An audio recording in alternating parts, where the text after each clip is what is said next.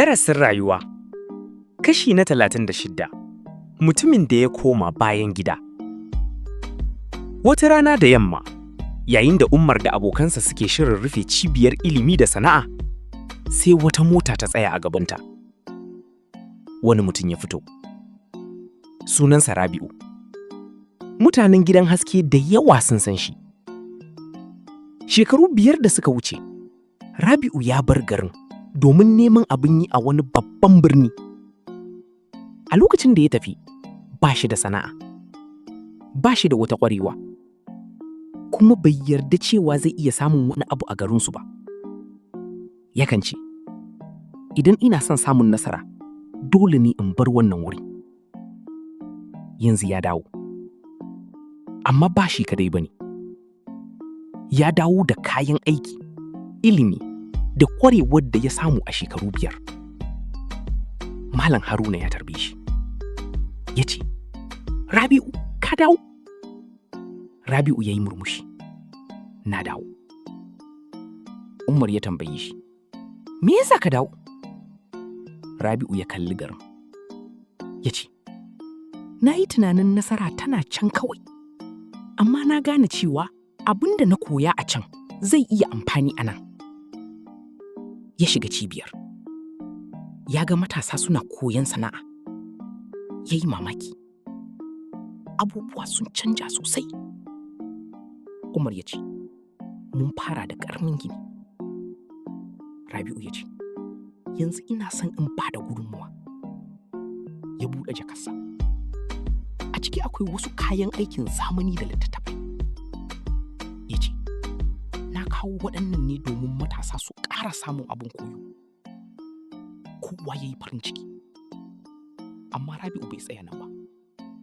Ya ce, na koyi wata sana'a a birni. Ina son in koya wa matasa. Umar ya amince. Washe gari, Rabi'u ya fara koyarwa. Amma a ranar farko, mutanen kaɗan ne suka fahimci darasin. Wasu suka ce, wannan yana da wahala. Rabi'u ya tuna da yadda shi ma ya fara. Sai ya canja hanyar koyarwarsa. Ya fara da abubuwa masu sauƙi. Ya nuna misali. Ya bar ɗalibai su iya aikin da kansu. Hankali suka fara fahimta. Bayan makonni, ɗalibai da dama suka fara iya amfani da abin da ya koya musu. Wata rana wani matashi ya ce, Rabi'u, da ban san cewa zan iya koyon wannan ba. Rabi'u ya yi murmushi. Ya ce, ni ma a baya ban san cewa zan iya ba. Umar ya ji wannan magana. Ya ce, shi ya sa bai kamata mutum ya raina kansa ba. Rabi'u ya zauna kusa da Umar.